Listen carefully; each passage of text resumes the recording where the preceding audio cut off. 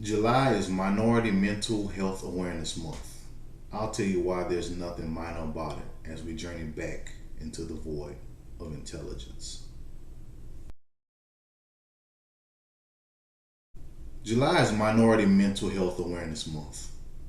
Nearly 20% deal with mental illness and 10% have a substance use disorder. According to the Centers of Disease Control and Prevention, in 2020, 1 in 5 U.S. adults experienced mental illness and 1 in 20 experienced serious mental illness. 6.7% of adults had a mental illness in combination with a substance use disorder. Notice the timing, the height of the COVID pandemic. Also, notice that these two issues are not isolated but are directly connected with one another. Mental illness, either through outside factors like stress or buried deep inside one's DNA, is hard enough to cope with, but it can sometimes lead to other disorders like substance abuse or other addictions. You combine these two, and it's a dangerous elixir that can lead to debilitating effects on individuals or even worse, others. How? I'll get to that in a moment. According to the same article, annual prevalence of mental illness among U.S. adults by demographic group: non-Hispanic Asian 13.9%, non-Hispanic white 22.6%, non-Hispanic black or African American 17.3%, non-Hispanic American Indian or Alaska Native 18.7%, non-Hispanic mixed or multiracial 35.8%, non-Hispanic Native Hawaiian or other Pacific Islander 16.6%, Hispanic or Latino 18.4%. A lot of interesting statistics there. Here's one of the most interesting: lesbian, gay, or bisexual 47.4. So if you notice, the highest demographics: lesbian, gay, bisexual at 47.4, and also mixed multiracial at 35.8. A lot of that tends to connect to a lot of the issues that one may have, either internal or external, with some of the forces out there in the real world. So mental health awareness is one thing. Mental health treatment is more important because there are some outlying issues that occur with some demographics than with others. And let's say if we have a combination of some of these demographics together, then these cases seem to be a little bit above normal, even for the statistics that are presented. Mental health services are often used at a lower rate than a majority demographic. Sorry. The American Psychiatric Association says different factors are to blame, such as a lack of access, a mistrust of providers, and their often lack of cultural training.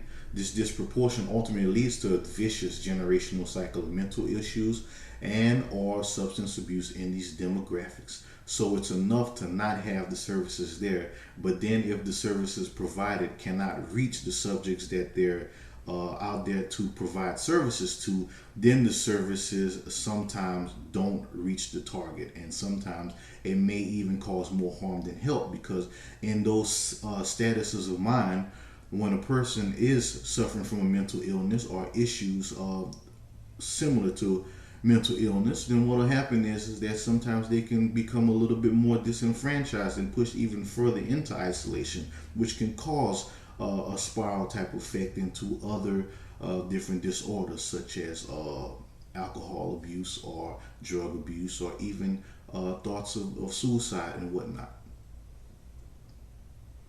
As per the Discovery Mood and Anxiety program at their website, the United States spends approximately $113 billion per year on mental health care and $600 billion per year on substance abuse.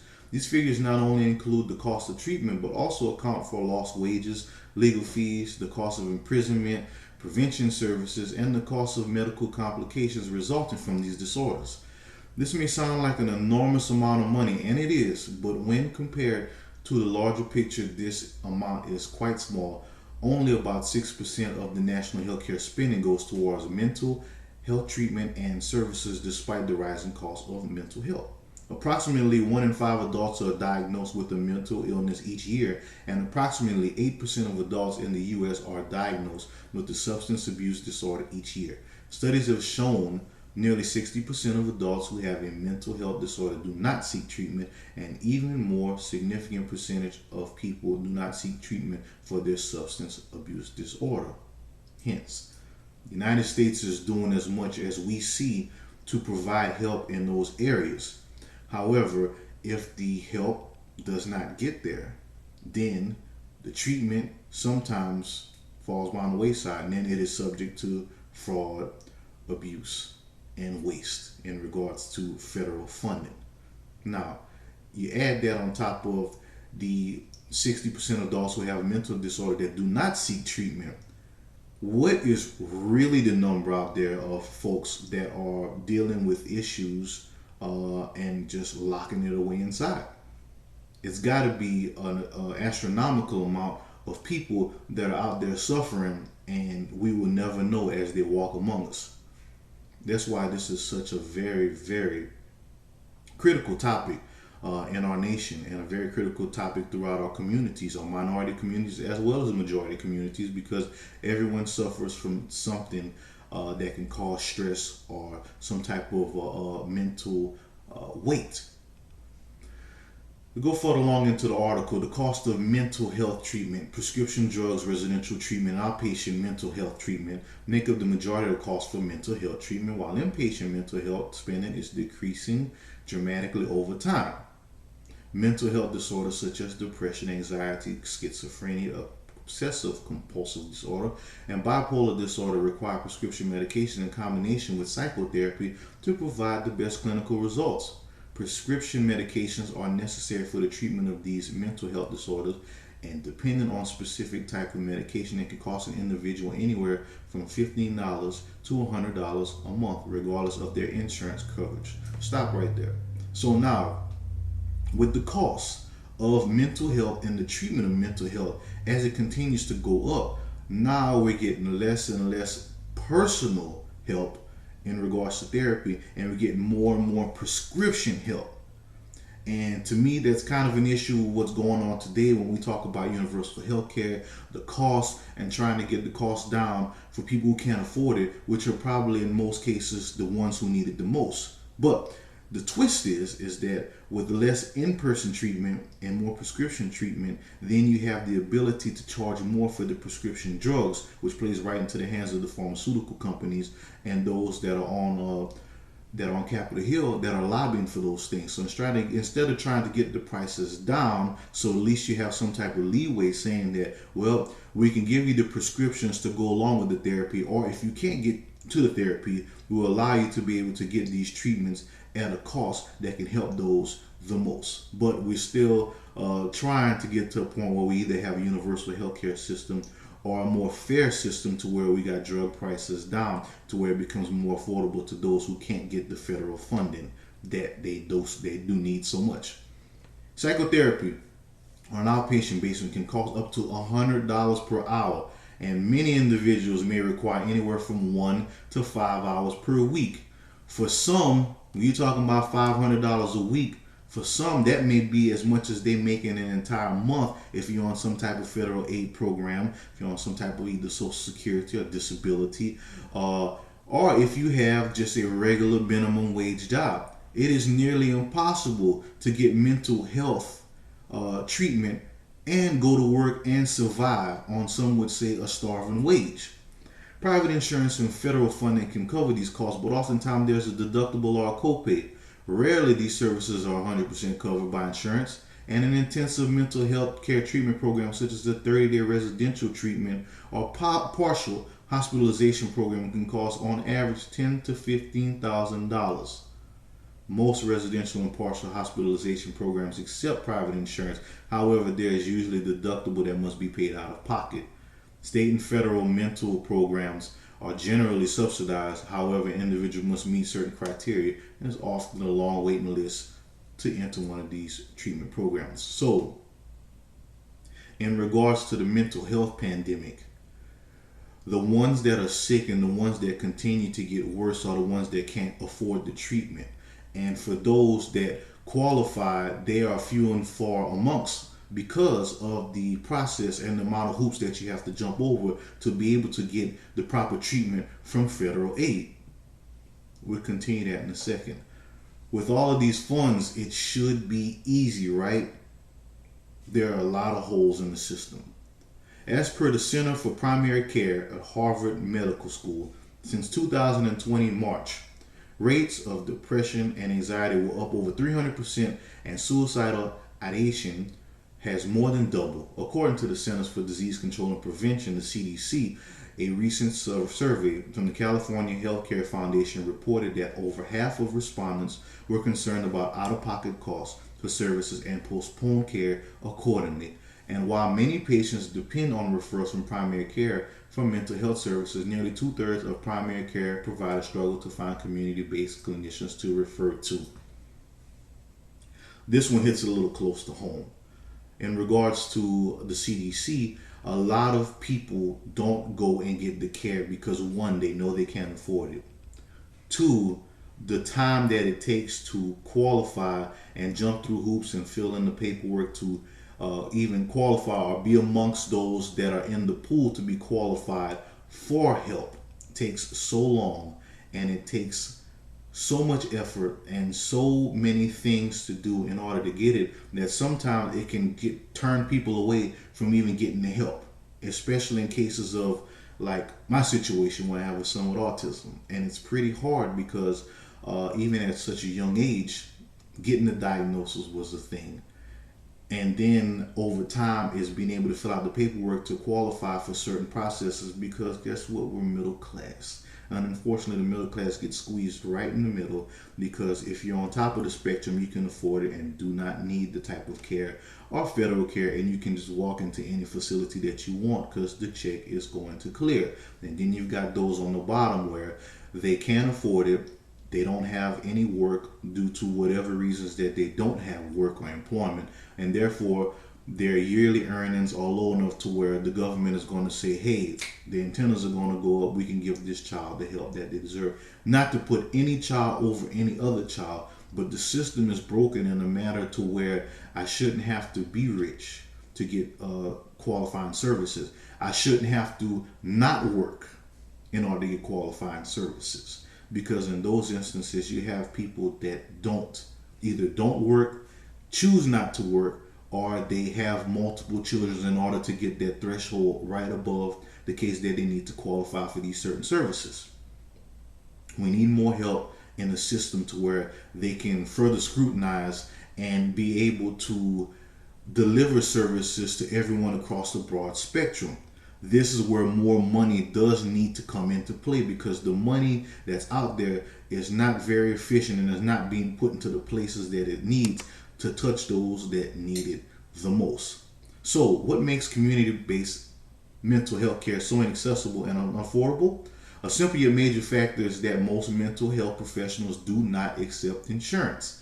Despite over 90% of general health care services being billed through insurance plans, an estimated 45% of psychiatrists do not accept any form of insurance, and a much larger proportion accept only a very limited set of plans, making it extremely difficult for patients to find suitable in-network referrals. I have a job. I have insurance. It covers, but it only covers so much. I either have to pay so much in a copay in order to meet that deductible to where I can start to get services at an affordable rate.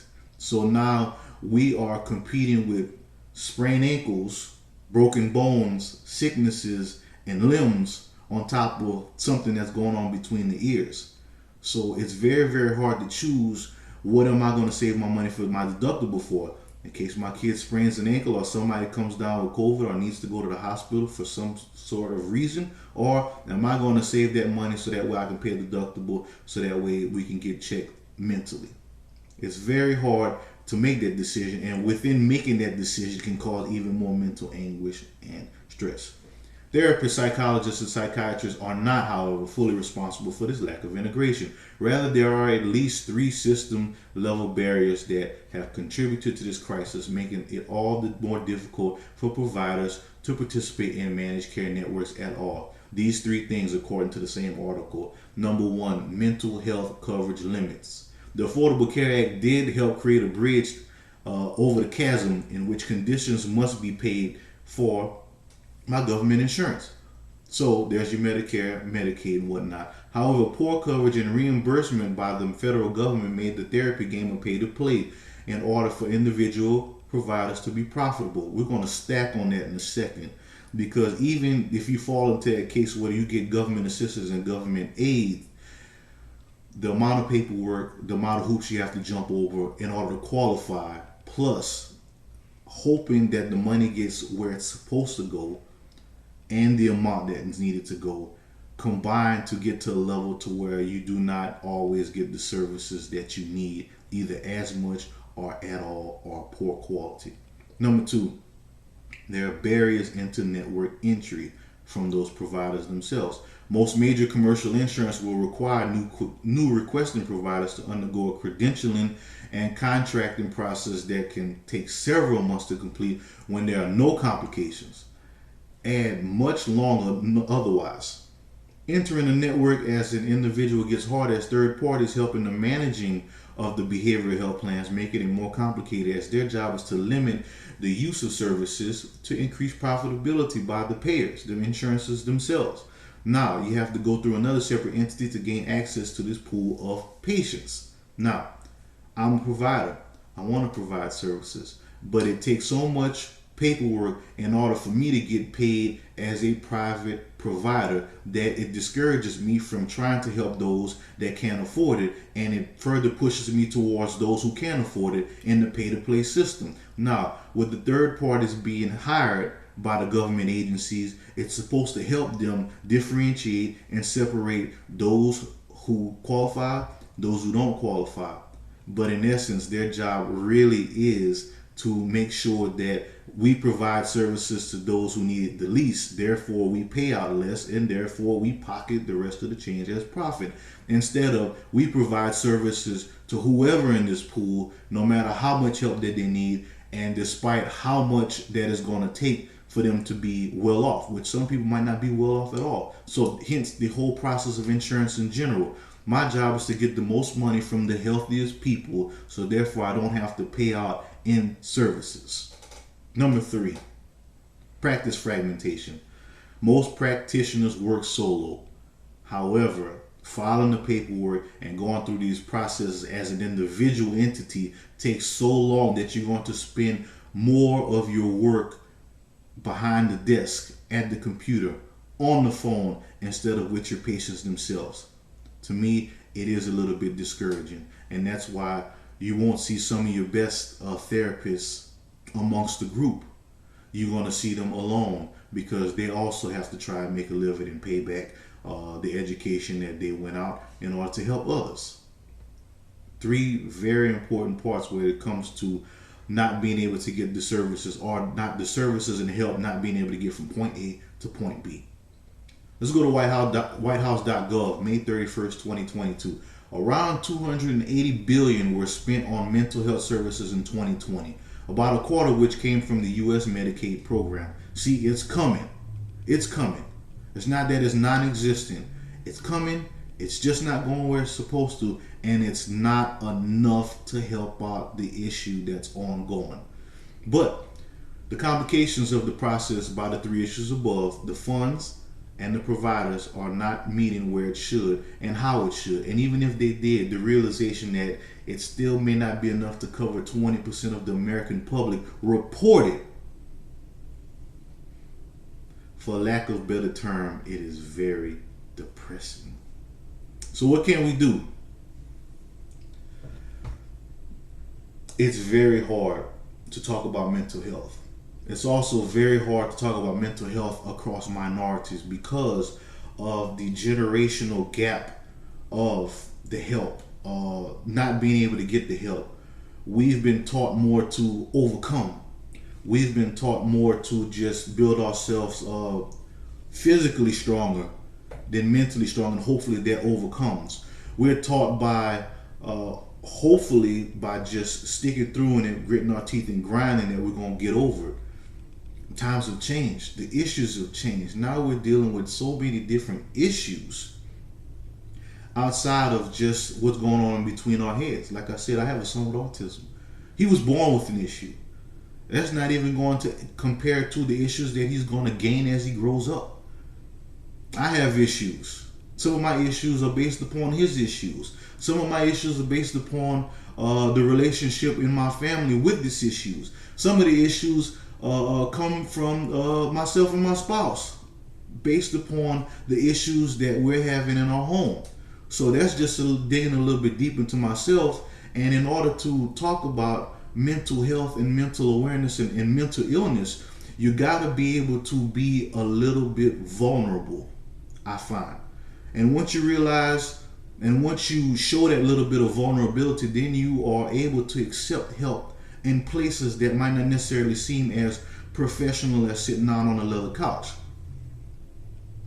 Get back to basics. Human beings are social creatures. That is why we were created. At some point of our lives, isolation has become the common theme. And I hope I'm preaching to the choir here, because I know I'm preaching in the mirror. Because sometimes when the going gets tough, not only as an individual, but as a black man in the world that we live in today, sometimes when the going gets tough, we hunker down, we shelter, we get in defensive position, we find a corner and we put our back to it, and we wait, and we wait, and we wait. And we're not waiting for confrontation, but we're expecting it from all directions. So at some point, that isolation has made us very defensive as human beings. So that way now we eliminated the whole social aspect of human beings interacting with each other and sharing our issues and our feelings with each other. Not necessarily our problems, because that's the misconception where if I share something with you, you think that I'm expecting you to solve my issue. And if we can get over that as a society, then maybe people will be more open with the issues and open to talking about more things than just the weather or what do you think LSU is going to do this year in football. Self-consciousness, fear, anger, depression, guilt, pain. Those are all things that we have been taught to bottle inside. In that process, we've built a barrier between something as natural as being social. Separation via economic wealth, religion, politics, race, sexuality are all factors in which our society has become fragmented. We all know, and we're all part of some group within our society, to where there always are going to be divisions within divisions. You can be in the same church and have issues within the same church. You can be in the same club or sorority or fraternity and have problems within the same sorority or fraternity. You can be within the same household and have issues within the same household. Just because that you are close in proximity doesn't mean that you're close emotionally, spiritually, mentally to even those that you deem closest to. You may fight a war with somebody, but you may not even know the person that you're fighting the war with. And to me, that is something that is very, very hard to comprehend, and it's something that as a society we have to break in order for us to get past and move past this dependency on professional help. Not to say anything that's wrong with professional help, but because the way society has it, if it's not able to be reached upon by you and I or anybody else, then it's not serving everyone. So we need to have this basis, this foundation of free services socially.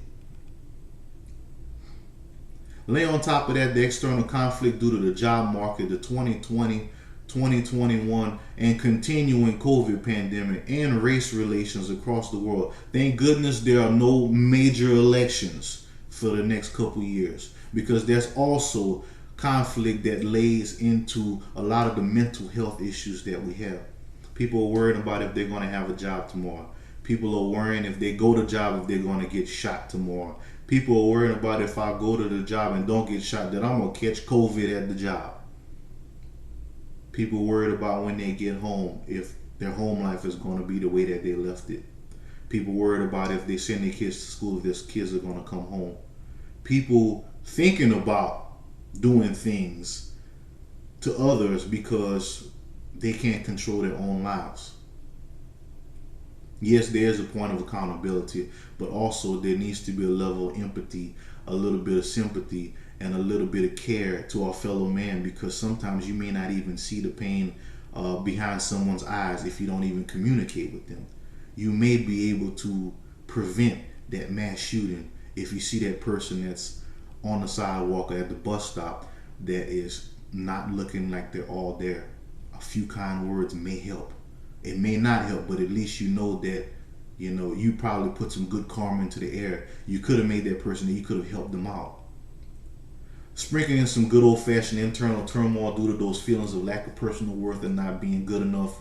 It is the makeup of a mentally screwed up society of individual ping pong balls bouncing off each other in this fishbowl that we call the United States of America. Back in the day, before everyone was available, out in the open, in the light,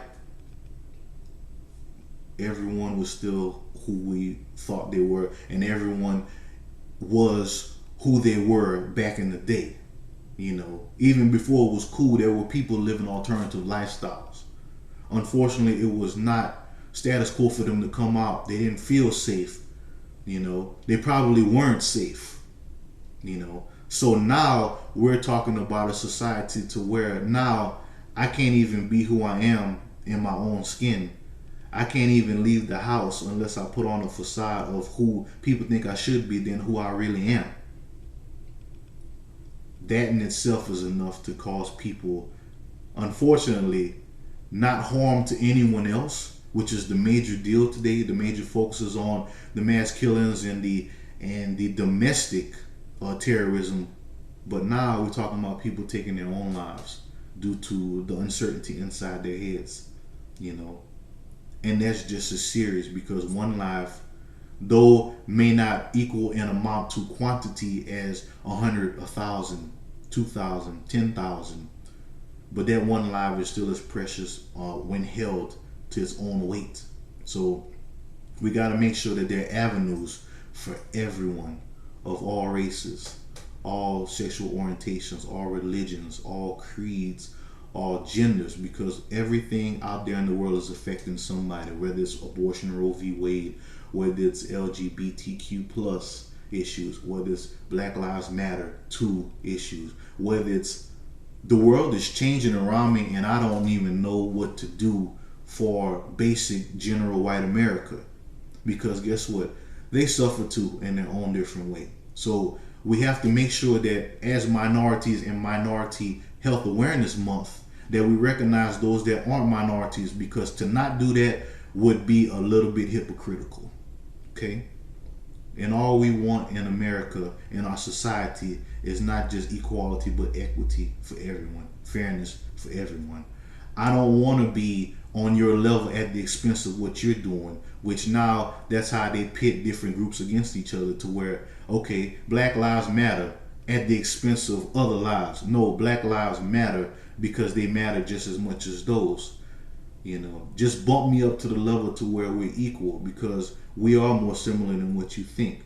LGBTQ, we are equal in our own ways. We may not do the same things that you guys do. We may live a different lifestyle than you are too. And guess what? It's not for anyone else to judge. But on the level of it being a human being, we're all equals. From the basis, from the time that we're born to the time that we're dead and put in the ground, we're all equal, and we do deserve that same equal treatment. I bet we could have one huge therapy session if everyone stopped right now and started a conversation with a stranger. Okay, I'll lower the bar. Start with someone in your own family. How about I drop the bar to the floor, roll over at night and talk to the person you're laying next to, and when all else fails, just listen.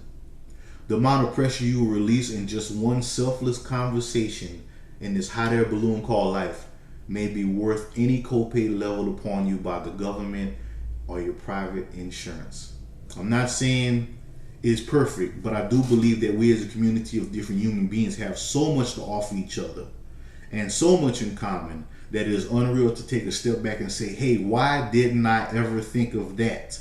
Or why didn't I ever think of it from that point of view?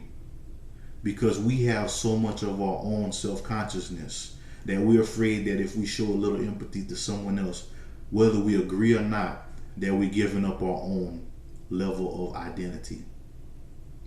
let's hit a little closer to home.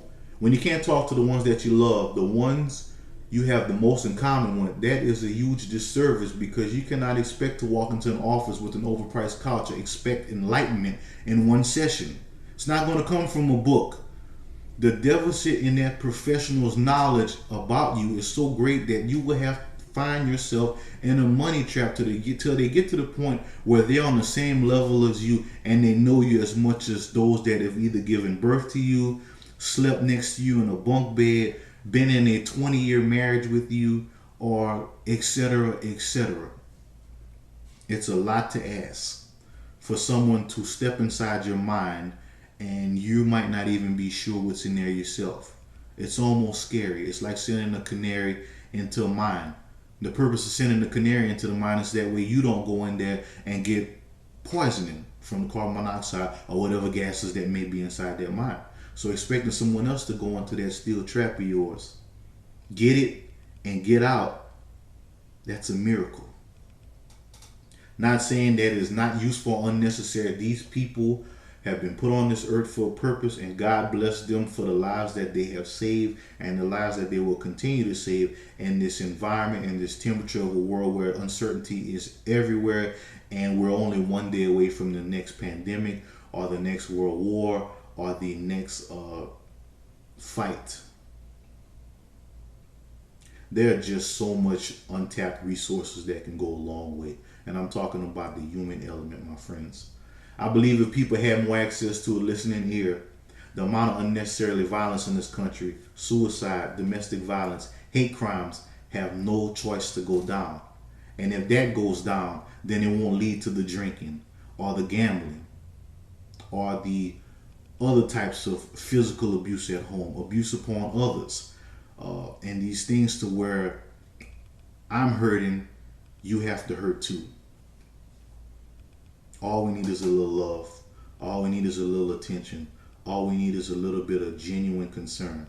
So with that being said, I challenge you today to start a conversation with the stranger. An honest, unselfish conversation. And I guarantee you that when the two of you leave, you'll leave for the better. Take that one encounter and multiply that exponentially. 2 times 2 times 2 times 2 times 2 times 2. And I bet mental illness may be no match for social wellness and the social wellness of the peer-to-peer contact in this world. Thanks once again for coming inside the void. I know it was another heavy topic, but I do believe with these conversations being out in the open, it becomes easier to communicate with those next to you and around you. So with that being said, please subscribe, like, comment. Your opinion is golden because it's yours and yours alone, and I appreciate your opinion. So until next time, thank you for joining me inside the void of intelligence.